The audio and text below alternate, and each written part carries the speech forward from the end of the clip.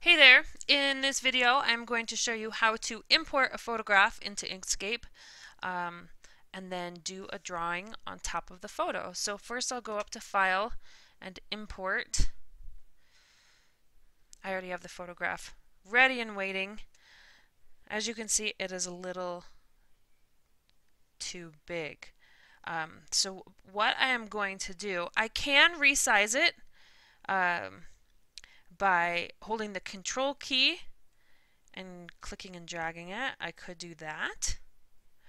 What I'm going to do instead is go up to File and to Document Properties. Now this is a landscape oriented photograph, and so I want to make a landscape oriented canvas. All you have to do is click there. And then instead of doing the work to click and drag and resize the photograph exactly to the size of the canvas, all I need to do is click on Fit Page to Selection, and if my photograph is selected, which it is, it will automatically make the canvas the exact same size as that. Pretty cool. Then you just need to X out of that. And what I'm going to do first, so I'm going to show you how to use the marker tool, or I'm sorry, the calligraphy tool, but we're going to click on marker here. You can change the width of the marker. I'm going to keep it pretty small for now. You can play with the tremor and the wiggle and the mass if you would like. That might be good for things like hair or grass or things that you want to be a little bit wavy, but for very precise lines you would want the tremor and the wiggle to be at 0, which is, I'm going to keep that there for now. I am also, it is up to you what kind of colors that you want to choose. For now I'm going to keep this fairly realistic looking, so I'm going to choose her skin tone.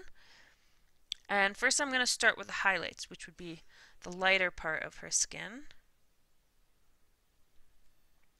And I'm just going to kind of trace around where it is this color.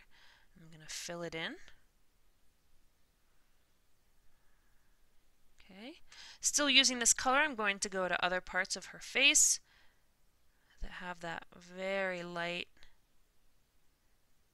highlight. Okay.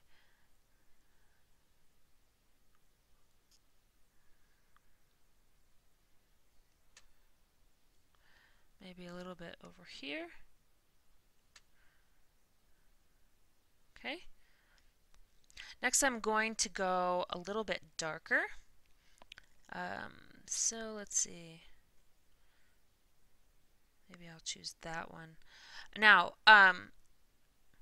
you may not have noticed, but when I chose that, it made my last drawing the new color, and so all you need to do is go up to Edit and hit Undo.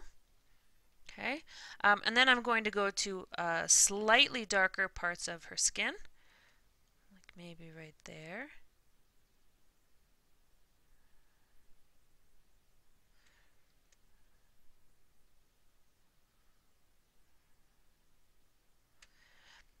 If you want to go for a more natural feel, make sure to stick with the colors that you actually see instead of, sometimes it's easy to kind of get caught up making colors that you think they should be, if that makes any sense. Okay, so you can continue like that through her face. But I'm going to show you another method of drawing on top of a photograph, and that would be using the Bezier tool. So I'm going to click on the Bezier tool. I'm going to do this example with her arm. What you want to do is find one shape that is generally the same color. You can go back and add highlights or shadows afterward, but for the most part this is kind of all the same color. So what I'm just doing, I'm clicking, I'm dragging, I'm clicking, I'm dragging, I'm clicking, I'm dragging. Now you can use the Bezier tool so that it makes rounded lines, curved lines. I personally just prefer to click and drag the way that I am. And then actually using the node tool, you may remember that you can go back in afterward and change your shape around. You can use the simplify function to remove nodes. Oops, that one went a little off what I wanted, so all I have to do is hit the backspace. There we go, and I can do that line over again. Now I'm only going to do the top part of her hand because the bottom, the underneath of it, the fingers, are a different color.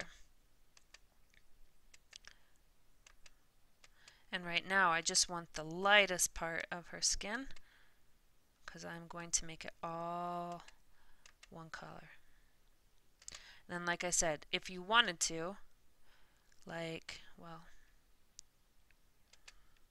I'll show you in just a second.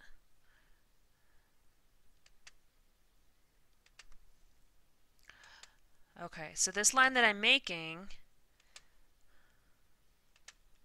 now above it you can see there is a bit of a shadow above the line that I'm making right now, but like I said, you can go back in and add that shadow later. Okay, there you can see we have made all one shape. Right now I'm going to open up the fill-in stroke. You can see the stroke has a very thin black line and there's no fill. There's an X right there. That means no fill. It's just clear. There's no paint in there at all. But we do want paint, so I'm going to click on that. Obviously, we do not want it to be black.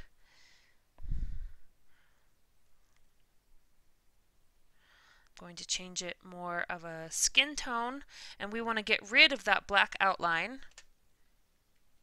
So I'm going to go to stroke and click on the X. There you go. Okay, so I actually have mostly finished her using the marker for the face and hair and the Bezier tool for the rest of her body. So let me show you what that looks like. Okay, so I did spend some time on this, but I did it fairly quickly. So you can see I was kind of playing, you might not be able to see, with the width of the marker and some of this. So this right here was all the marker tool, or the calligraphy tool with the marker setting. And the rest of her body and dress is all using the Bezier tool. Excuse me. As you can see down here a little bit, I was experimenting with the gradient tool. So you can do that as well.